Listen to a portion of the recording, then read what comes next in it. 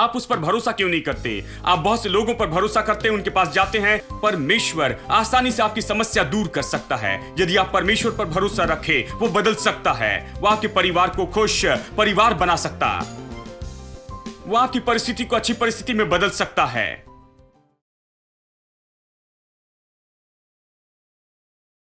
हम दूसरों पर दबाव डालने में बहुत ही अच्छे होते हैं। दबाव डालते रहना, जानते हैं? पैसों के लिए माता पिता के पास जाते हैं, ससुराल में जाते हैं, या भाइयों और बहनों के पास जाकर दबाव डालते हैं, और जानते हैं, कहते हैं कि मैं केवल आप ही पर आशा करता हूं, आप ही मेरी मदद कर सकते हैं, तुम्हारे बिना मैं कुछ नहीं कर सकता, मेरा भरोसा केवल आप पर है, आपको कुछ न कुछ करना होगा। कितने लोगों ने ऐसे शब्द सुने हैं? वो उस तरह के व्यक्ति जिनके दिल में अविश्वास है, उनके पास विश्वास नहीं। और मैं आपको बताऊं, यदि वो इस तरह कहते रहेंगे तो उनका कोई भविष्य नहीं, उनके पास कोई विश्वास नहीं कि वो कर सकते हैं, उनका प्रभु पर विश्वास नहीं कि उनकी जरूरत पूरी कर सकता है। इसलिए वो लोगों पर दबाव डालते हैं। वो लोग ऐसे ही थे। मूसा तो परमेश्वर नहीं है, और वो मूसा पर दबाव डाल रहे थे।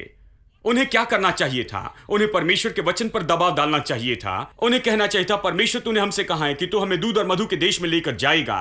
यहां पर हम समस्या का सामना कर रहे हैं, यहां पानी नहीं है, लेकिन तू परमेश्वर है, तू कभी झूठ नहीं बोलता है, तू ये कर सकता है। जब आप उस तरह करते हैं, आप परमेश्वर के वचन पर दबाव डालते हैं, मनुष्यों पर नहीं। पुरुष या स्त्रियां दबाव सहने के योग्य नहीं हैं। वो दबाव के लिए नहीं बने हैं, वो शांत रहने के लिए बने हैं। हेलो, जानते हैं कौन दबाव सहेगा, कौन दबाव सह सकता है? परमेश्वर का वचन। यदि आप परमेश्वर की ओर देखकर कहेंगे कि तेरा वचन कहता है कि मेरे परमेश्वर मेरी सारी जरूरत मसीह यीशु में अपने महिमा के धन के अनुसार पूरा करेगा, तूने कहा है तुम मेरे लिए से कर, तब वो वचन इस दबाव को लेगा, क्योंकि वचन उस सामर्थ्य से बना है कि वो जो कुछ भी कहता है उसे पूरा कर सके। इसलिए वचन पूरा करेगा, वचन फेल नहीं होगा, वचन दबाव को लेगा। देखिए, लेकिन यदि आप लोगों पर इसे डालते हैं, कभी कभी प्रचारक भी इसे करते हैं, जानते हैं? हाँ, मैं सेवकाई में हूं, मैं इसे जानता हूं, जानते हैं? मेरे पास प्रचारक आकर कहते हैं, पास्टर आप ही पर मैं भरोसा रख सकता हूं, आप ही पर मैं पूरी तरह निर्भर हूं। और कुछ पास्टर को ये बहुत अच्छा लगता है। एक पास्टर ने मुझसे कहा कि मेरे ऊपर 200 लोग निर्भर हैं। मैंने कहा, धन्यवाद प्रभु, मेरे ऊपर कोई निर्भर नहीं है। 200 लोग मेरे ऊपर निर्भर हैं, उन्हें गर्व है कि 200 लोग उन पर निर्भर हैं। वो कभी नहीं कहते कि परमेश्वर पर निर्भर क्यों नहीं होते हैं। उन्हें यह पसंद है, उन्हें यह निर्भर होना पसंद है, क्योंकि वो परमेश्वर के जैसे महसूस करते। और फिर उन्हें पता चलता है कि वो परमेश्वर नहीं है। जब वो लोगों की दशा देखने में नाकामयाब हो जाते हैं कि परमेश्वर उनकी सारी जरूरत पूरी कर सकता। मैं नहीं कहता कि मुझ पर आधारित रहो। मेरा उद्देश्य है कि मैं आपको परमेश्वर के वचन सिखाऊं, ना कि मेरे ऊपर आधारित रहना। मेरे घर के बाहर कोई लाइन नहीं है, क्योंकि मेरे ऊपर कोई निर्भर नहीं है। यदि आप आकर वचन सुनते हैं, परमेश्वर पर आप आधारित होते हैं, मैं आपको उसकी ओर दिशा दे रहा हूं जिस पर आप आधारित हो सकते हैं। आपको परमेश्वर पर निर्भर होना चाहिए। अपनी समझ पर आधारित नहीं होना है, किसी अगुवे पर आधारित नहीं होना है, किसी पास्टर पर नहीं, किसी टीचर पर या इस पर। आपको प्रभु पर निर्भर होना है, उसके वचन पर। मैं आपको बता रहा हूं कि उसके वचन पर आधारित हो, और उसके वचन को थामे रहे, किसी मनुष्य को नहीं। कुछ लोग ऐसे कहते हैं, मैं पूरी तरह से आप पर निर्भर हूं भाई, मेरी पूरी सेवकाई चल रही है केवल आप ही के कारण। अब विश्वासी लोगों को भी प्रचारकों को ऐसा कहना अच्छा लगता है। वो कहते हैं, सैम चलोदराई हम पर निर्भर नहीं है, लेकिन प्रचारक को देखो, ये पूरी तरह हम पर निर्भर हैं। अच्छे प्रचारक हैं क्योंकि पूरी तरह उन पर आधारित हैं। उन्हें वो पसंद है। उनका शरीर कहता है, ओ मैं कुछ बड़ा हूं, मुझे पसंद है लोग मुझ पर आधारित है, मैं उनकी जरूरत पूरी करना चाहता हूं, मैं परमेश्वर जैसे होना चाहता हूं। यही तो उनका शरीर कहता है। आपको ऐसा नहीं होना चाहिए। आपको लोगों को अपने ऊपर आधारित होना नहीं कहना चाहिए। आपको उन्हें परमेश्वर पर आधारित होने के लिए प्रोत्साहित करना। मैं प्रचारकों से कहता हूं जो वो कहते हैं, मैं पूरी तरह आप पर निर्भर हूं, मैं कहता हूं प्रभु का क्या हुआ? क्या परमेश्वर ने कहा कि आप मुझ पर आधारित हो? क्या बाइबल ये कहती है कि सैम चलोदराई आपकी सारी जरूरत पूरी करेगा? अपने उसके पास में जाओ, AFT में, और वो सारी जरूरत पूरी करेगा मसीह में, उसकी धन के अनुसार, महिमा के अनुसार? नहीं, वो ऐसे नहीं कहता। ये कहता है परमेश्वर आपकी सारी जरूरत पूरी करता है मसीह यीशु में, अपने महिमा में, धन के अनुसार। आमीन। तो आपको खुश नहीं होना चाहिए कि जब लोग कहते हैं मैं पूरी तरह आप पर आधारित हूं, तुरंत कहे मेरे ऊपर आधारित मत रहिए। एक भाई ने मेरे पास आकर उन्होंने कहा मैं आप पर पूरी तरह आधारित हूं भाई, क्योंकि मेरे पास वापस जाने के लिए पैसे भी नहीं हैं जहां से मैं आया हूं वहां। मैंने कहा यदि मैं यहां पर नहीं होता तो क्या? फिर उन्होंने कहा भाई मैंने प्रार्थना की कि आप यहां पर मुझे जरूर मिल जाएं। उसके लिए वो उपवास प्रार्थना करते हैं कि मैं यहां पर मिल जाऊं। लेकिन वो प्रार्थना नहीं कर सकते थे कि प्रभु उनकी जरूरत पूरी करे।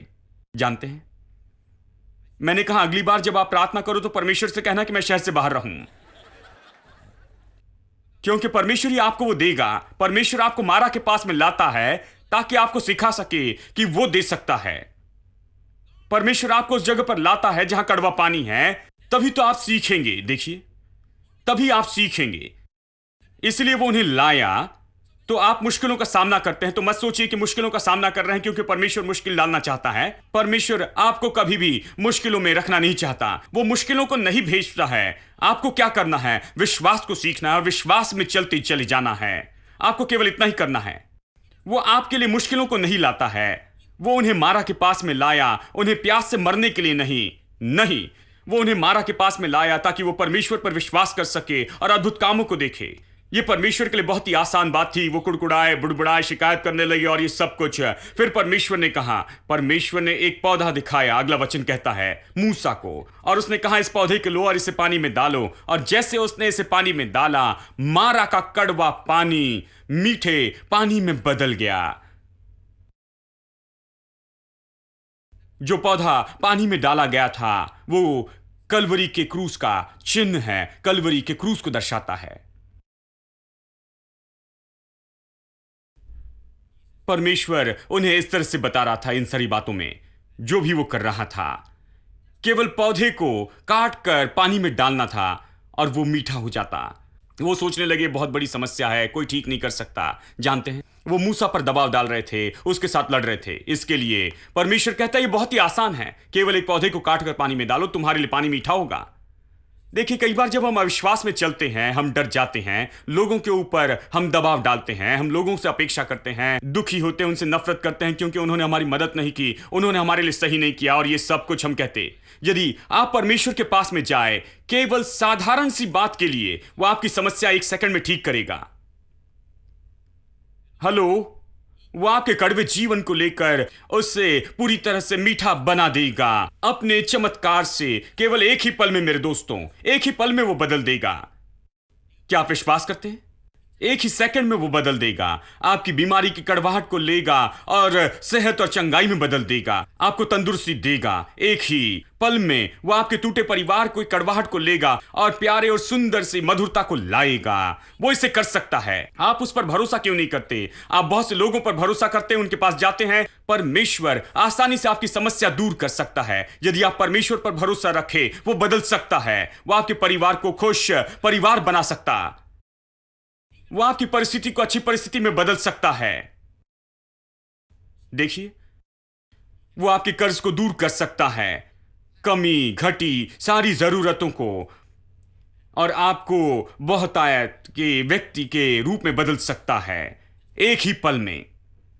देखिए, परमेश्वर के पास समाधान है। देखिए, बात यह है हमें विश्वास से चलना है। जब हम विश्वास से चलते हैं तो आसान होता है। यही तो परमेश्वर चाहता है कि हम सीखें। हम अविश्वास से इसे मुश्किल बना देते हैं।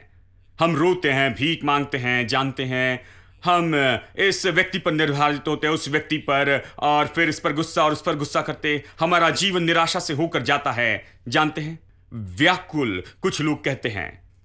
परमेश्वर में कभी व्याकुल नहीं होते मेरे दोस्तों, क्योंकि वो हमेशा आपकी जरूरत पूरी करेगा, आप जो सोचते हैं उससे भी बेहतर तरीके से।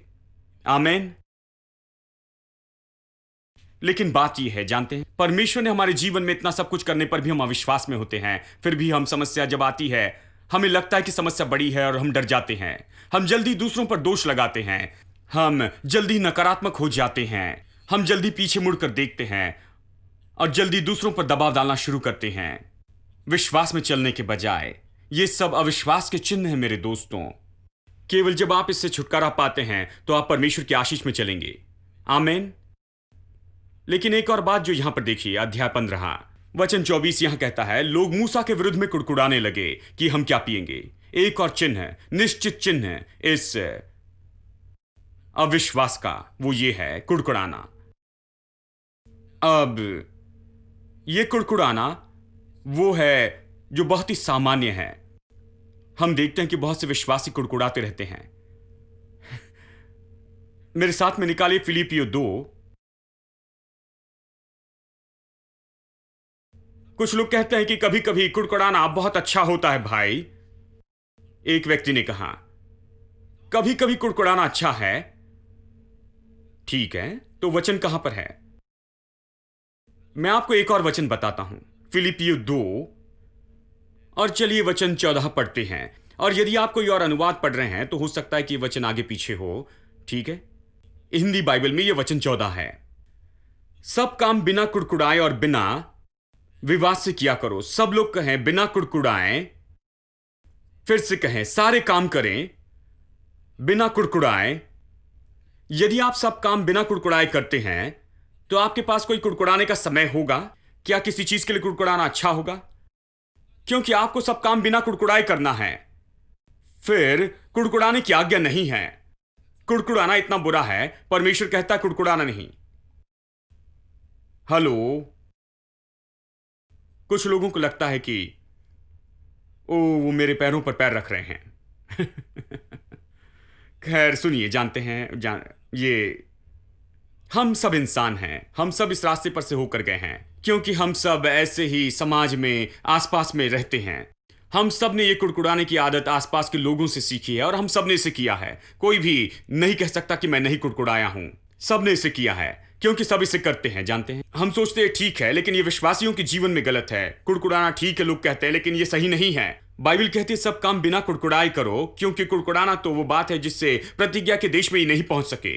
वो दूध और मधु के देश में नहीं पहुंच सके क्योंकि वो कुड़कुड़ा रहे थे। देखिए, और कुड़कुड़ाना भयानक बात है, क्योंकि विश्वास तो धन्यवाद देता है और अविश्वास कुड़कुड़ाता है। कई बार आप इस्राएली लोगों के बारे में पढ़ते हैं, वो कुड़कुड़ाते हैं बार बार बार बार। वो देखिए 10 बार वो कुड़कुड़ाते रहे। कुड़कुड़ाना अविश्वास का सबसे बड़ा चिन्ह है। चलिए निर्गमन अध्याय 15 में चले। तब मूसा ने यहोवा की दुहाई दी और यहोवा ने उसे एक पौधा बतला दिया, जिससे जब उसने पानी में डाला तब वो पानी मीठा हो गया। वही यहोवा ने उनके लिए एक विधि और नियम बनाया और उनकी परीक्षा की और उससे कहा, यदि तू अपने परमेश्वर यहोवा का वचन तन मन से सुने और जो उसकी दृष्टि में ठीक है वही करे और उसकी आज्ञाओं पर कान लगाए और उसकी सब विधियों को माने, तो जितने रोग मैंने मिस्रियों पर भेजे हैं उनमें से एक भी तुझ पर न भेजूंगा, क्योंकि मैं तुम्हारा चंगा करने वाला हूं। अब ये तो बहुत ही अद्भुत बात है। देखिए, इसके संपर्क में डाली को तोड़ना और उसे पानी में डालना ताकि पानी को मीठा बनाए। जैसे उन्होंने इसे किया, परमेश्वर ने एक नियम और विधि को स्थापित किया, ये कहता है, और उन पर घोषित किया कि ये किस बारे में है। उसने कहा, मैं तुम्हारा चंगा करने वाला परमेश्वर हूं और जो बीमारियां मैंने मिस्रियों पर भेजी उनमें से कोई तुम पर नहीं आएगी। मैं तुम्हारा चंगा करने वाला प्रभु हूं। इस संसार में जहां पर बीमारी है, बीमारी की कड़वाहट हर जगह पर है। परमेश्वर कहता है, यदि तुम मुझ पर विश्वास करते हो और जो कुछ भी कलवरी के ऊपर हुआ है, अगर तुम मुझसे लेते विश्वास करते और विश्वास से उसका उपयोग करते हैं, तो मैं तुम्हारा चंगाई देने वाला हो जाऊंगा। वो कहता है, केवल तुम्हारे शरीर में ही चंगाई नहीं, लेकिन तुम्हारे मन में चंगाई, परिवार में चंगाई, भावनाओं में चंगाई, हर तरह से चंगाई। मैं तुम्हें चंगाई देने वाला परमेश्वर हो जाऊंगा। मिस्रियों पर जो कुछ भी आया था उनमें से कुछ तुम पर नहीं आएगा। प्रभु कहता है, मैं तुम्हारा चंगाई दाता हो जाऊंगा। परमेश्वर ने यही नियम स्थापित किया। दूसरे शब्दों में कहता है, मैं तुम्हारे जीवन की सारी कड़वाहट को निकाल कर उससे मीठे में बदल दूंगा, यदि तुम मुझ पर और कलवरी के क्रूस पर विश्वास करते हो तो। हाँ, और फिर खैर आगे पढ़ते हैं। तब वे एलीम को आए, जहां पानी के 12 सोते और 70 खजूर के पेड़ थे, और वहां उन्होंने जल के पास डेरे खड़े किए। अब ये देखना बहुत ही दिलचस्प बात है। अब प्रभु उनकी अगुवाई करता है ऐसी जगह पर जहां पर बहुत पानी है, 12 कुएं हैं और 60 और 10 यानी 70 खजूर के पेड़ थे। बहुत ही अच्छी जगह, ओएसिस की जैसी जगह। वो एलीम में उनकी अगुवाई करता है। अब सारा जीवन तो एलीम के जैसे नहीं दिखता है। काश सब कुछ एलीम जैसे होता। हम हमेशा एलीम में रहते। इनमें से कुछ लोगों ने वहीं रहने का निर्णय भी लिया होगा। लेकिन अगले अध्याय में आप यहां पर देखेंगे, परमेश्वर उन्हें चलने के लिए कहता है। उन्हें एलिम को छोड़कर बढ़ना था। वो विश्वास के कैंप में थे, विश्वास सीख रहे थे, यानी उन्हें मारा से निकलना था और आना था एलिम में। देखिए, जीवन हमेशा एलिम जैसे नहीं होगा और ना ही हमेशा मारा जैसे होगा। देखिए, परमेश्वर आपको मारा में से लेकर जाता है, इसलिए नहीं कि बस आपको परेशानी में रखे, आपको मुश्किलों में डाले और ये सारी बातों में। वो उनमें से लेकर जाता है ताकि आप विश्वास को सीख सके, ताकि आप परमेश्वर की ओर से महान बातों की अपेक्षा करें और आप अपने जीवन में आगे बढ़ते चले जाएं। महान चीजों के लिए आप विश्वास करते जाएं, प्रभु से महान चीजों की अपेक्षा करें। ठीक है? और फिर उसके बाद में आराम की जगह है, वहां पर विश्राम की जगह है, जहां पर सब कुछ ठीक होता है। मैंने जीवन में देखा है कि कई बार ऐसे होता है, चुनौती से भरा जीवन होता है। आपको लगता है एक के बाद एक समस्या आती जा रही है। मैंने अभी इस समस्या का सामना किया, उस पर जयवंत हुआ, और फिर दूसरी समस्या आई। यह ऐसे दिखता है। लेकिन जानते हैं, मैंने ये पाया है कि परमेश्वर हमें उस जगह पर लेकर आता है क्योंकि वो चाहता है कि हम सच में विश्वास से भर जाएं।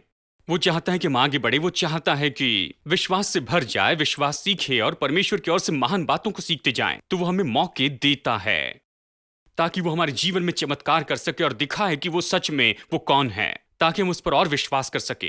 अगर आप जीवन में प्रभु का चमत्कार चाहते हैं तो पहले समस्या होनी चाहिए। हेलो आपके पास में असंभवता होनी चाहिए पहले, ताकि आप चमत्कार पा सके। मारा का यही उद्देश्य है। परमेश्वर असंभवता इसलिए नहीं लेकर आता है कि उससे आपको पूरा खत्म कर दे, कि उससे वो आपको मार दे। नहीं, परमेश्वर के पास में ऐसे विचार नहीं है अपनी योजनाओं में। परमेश्वर आपको मारा के पास लाता है ताकि आप परमेश्वर के अद्भुत कामों को जान सके, ताकि आप असंभवता का सामना कर सके और देखे कैसे उस असंभवता में परमेश्वर आपकी मदद करता है। वो आपको अच्छा बनाएगा। और मैं आपको बताऊं, मेरे जीवन में मैंने असंभवताओं के बाद असंभवताओं का सामना किया है, और जब मैंने देखा कि परमेश्वर ने अद्भुत रीति से कैसे उन्हें हल किया है, उसी कारण मैं मजबूत हुआ। इसके कारण मैं और महान बातों के लिए प्रभु पर विश्वास करने लगा, क्योंकि असंभवताएं तो परमेश्वर के सामने कुछ नहीं है। जब आप असंभवता के सामने आते और आप कहते कि और कोई भी मार्ग नहीं है, तो आप पाएंगे परमेश्वर के पास में हजारों और भी मार्ग हैं। अब आगे देखिए, यहां पर देखिए अध्याय 16 वचन 1। फिर एलीम से कूच करके इस्राएलियों की सारी मंडली मिस्र देश से निकलने के बाद दूसरे महीने के 15वें दिन को सीन नामक जंगल में, जो एलीम और सीनै पर्वत के बीच में है, आ पहुंची। यहाँ पर इस्राएली लोग पहुंचते हैं। जंगल में इस्राएलियों की सारी मंडली मूसा और हारून के विरुद्ध में बकबक करने लग गई। अब यहाँ पर देखिए फिर से शुरू हो गए। वो कुड़कुड़ा रहे थे और परमेश्वर ने उनके लिए अद्भुत काम किया। यही तो अविश्वास का स्वभाव है, ये तो अविश्वास का बुरा दिल है। उन्होंने इस अद्भुत चमत्कार का अनुभव किया था कि कड़वा पानी मीठा हो गया, और अब बस यहां पर कुछ ही दिनों के बाद वो फिर कुड़कुड़ाने लगे। किस लिए कुड़कुड़ाने लगे? देखिए यहां वचन 3। जब हम मिस्र देश में मांस की हांडियों के पास बैठकर मनमाना भोजन करते थे, तब यदि हम यहोवा के हाथ से मार डाले भी जाते तो उत्तम वही था। पर तू हमको इस जंगल में इसलिए निकाल ले आए हो कि सारे समाज को भूखे मार डालो। अब यहां समस्या भूख की थी पहले शत्रु पीछे थे, तब परमेश्वर ने उनकी मदद की। उसके बाद में प्यास लगी और अब भूख थी। परमेश्वर जानबूझ के उन्हें ला रहा था ठीक है, भूख का सामना करो। देखिए, जब उन्होंने भूख का सामना किया तब उन्हें क्या करना था? क्या ये परमेश्वर के लिए बहुत मुश्किल है कि उनके लिए भोजन दे? उन्होंने कहा क्या परमेश्वर हमारे लिए जंगल में मेज को यहां पर तैयार कर सकता? उन्होंने ऐसे ही कहा। वो उसके बारे में बहुत क्रोधित थे। क्या परमेश्वर के लिए संभव है कि हमारे लिए मेज तैयार करे? परमेश्वर ने कहा, कौन सी मेज? मैं इसका ढेर उंडेल दूंगा जब तक तुम्हारे गले तक न भर जाओ, जब तक कि तुम इसे और न खा सको। हां, क्या परमेश्वर ऐसे कर सकता है? देखिए, अविश्वास में इस तरह की बातें होती हैं। जानते हैं प्रभु ये करेगा? क्या लगता है प्रभु ये करेगा? जानते हैं लोगों कैसे कहते, सुना है, मैंने सुना है। तुम्हें लगता है प्रभु इसे करेगा? हां, प्रभु इसे करेगा। भाई, मैं आपसे कहता हूं परमेश्वर इसे करेगा। वो कर सकता है। ओ, तुम्हें लगता है प्रभु इसे कर सकता है? पता है अर्थव्यवस्था कितनी बुरी है? खैर, जंगल में तो कोई अर्थव्यवस्था ही नहीं थी। वहां पर कोई अर्थव्यवस्था अस्तित्व में नहीं थी, कोई स्टॉक मार्केट नहीं थे। हेलो,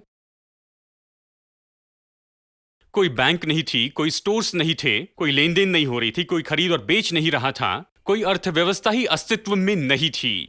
जंगल में अगर पैसा हो तो भी नहीं खरीद सकते थे, दुकान में जाकर खरीद नहीं सकते थे, कोई अर्थव्यवस्था ही नहीं थी। तो प्रभु ने निर्णय लिया, बिना किसी अर्थव्यवस्था के मैं तुम्हें भोजन दूंगा, मैं स्वर्ग को खोल दूंगा और स्वर्ग से मैं तुम्हारे लिए मन्ना बरसाऊंगा।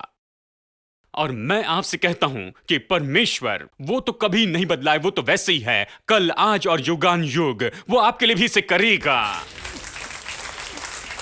क्या आपको भोजन मिलेगा? यह आपकी अर्थव्यवस्था पर आधारित नहीं है, या आपके आसपास में जो कुछ भी हो रहा है। यह कहता मेरा प्रभु प्रयोजन करेगा, यह नहीं कहता अर्थव्यवस्था प्रयोजन करेगी। मेरा परमेश्वर प्रयोजन करेगा, मेरी हर एक जरूरत पूरी करेगा अपने महिमा के धन के अनुसार मसीह यीशु में। अच्छी अर्थव्यवस्था के लिए धन्यवाद, लेकिन बात तो इस पर आधारित रहना नहीं है, हम प्रभु पर आधारित हैं। कितने लोग इसके बारे में स्पष्ट हैं? प्रभु हमारी सारी जरूरत पूरी कर सकता है। कौन सी अर्थव्यवस्था काम कर रही थी जब एलिया पेड़ के नीचे था? और प्रभु ने कौवे का उपयोग किया। क्या कौवे को खाना लाते हुए कभी देखा है? मैं भारत में पला बड़ा हूं और मैंने देखा है कि कौवे जो है आपके टेबल पर से खाना लेकर उड़ जाती हैं। मैंने यह भी देखा है जहां कौवे ने आकर हाथ में जो खाना था उसे छीन कर वो उड़ गया है। अगर कोई वड़ा वगैरह पकड़ के है तो लेके जाता, बस पल भर में आपके हाथों से छीन लेते हैं क्योंकि वो इतने भूखे हैं और चले जाते हैं। भारतीय कौवे जानते हैं भारतीय कौवे तो बहुत ही भयानक होते हैं। वो तो बस ऐसे ही आपके हाथ से उसे छीन लेते हैं और उड़ जाते हैं।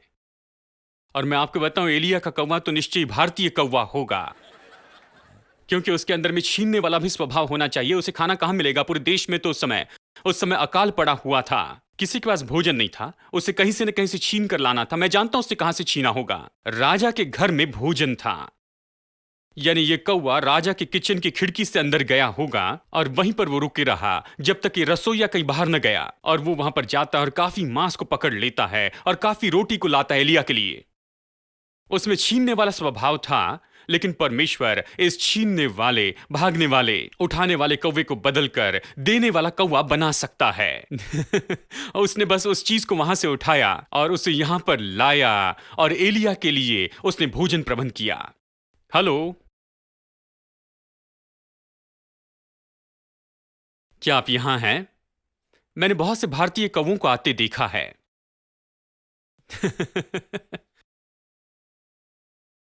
वो जो पहले छीन लेते थे अब देने लगे हैं क्योंकि प्रभु ये कर रहा है प्रभु ने ये करने लगा रहा है। परमेश्वर के पास हजारों मार्ग हैं मेरे दोस्तों, कौवे तो बस एक ही मार्ग है। अगर आपके देश में कोई कौवे नहीं तो चिंता मत कीजिए, प्रभु के पास दूसरा मार्ग है परमेश्वर के पास हजारों अलग तरीके हैं। वो बस स्वर्ग को खोलता है और उनके लिए मन्ना उंडेलता जाता है। हर दिन उन्हें बस यही करना था कि जाकर उसे उठाना था। हां, क्या यह अद्भुत नहीं है? और वो हर तरह के पक्षी को लेकर आता है हर जगह से कि वो आकर उन पर गिरते जाएं बड़ी संख्या में, ताकि इन्हें खाने के लिए मटन मिल सके। क्या यह अद्भुत नहीं? चिकन डिलीवर किया गया, होम डिलीवरी, वहां पर के लाखों लाखों लोगों के लिए। यहां तक कि कंपनी प्रभावी रूप से नहीं कर सकती है, लेकिन प्रभु ने कहा मैं ये दूंगा, और उसने दिया और उन्होंने पेट भर कर इसे खाया। और मैं आपसे कहता हूं कि वही परमेश्वर जो यीशु मसीह में और उसके द्वारा प्रकट हुआ है, और वो तो एक सा है कल, आज और युगान युग, वो आपका और मेरा परमेश्वर है। हमें बस इतना ही करना है कि विश्वास सीखे और विश्वास से चले। और जब आप असंभव परिस्थिति को देखते हैं, आप कुड़कुड़ाए नहीं, शिकायत न करे, संकोच न करे, शिकायत न करे, विश्वास करे, क्योंकि परमेश्वर आज आपके लिए चमत्कार कर सकता है। आज के दिन भी जब कोई मार्ग नहीं है तो परमेश्वर मार्ग बनाएगा। इस पर विश्वास करें दोस्तों, विश्वास से चले और आपकी सारी जरूरत पूरी हो जाएगी। God is fighting for us. God is on our side. He has overcome us. He has overcome. We will not be shaken. We will not be moved. Jesus, you are here. Carrying our burdens, covering our shame. He has overcome us. He has overcome.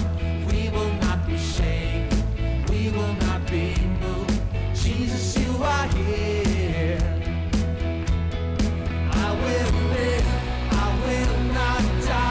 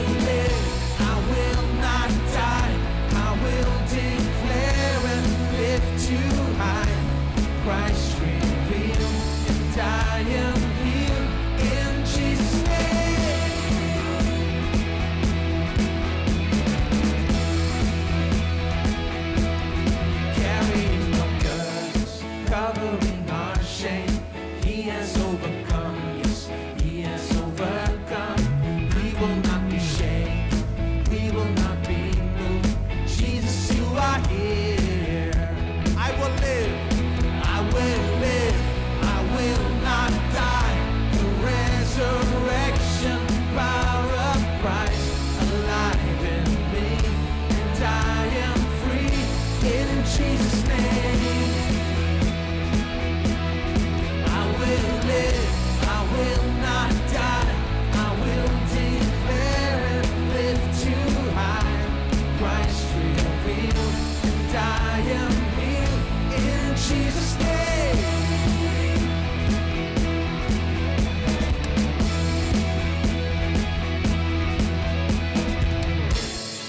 Just keep clapping our hands.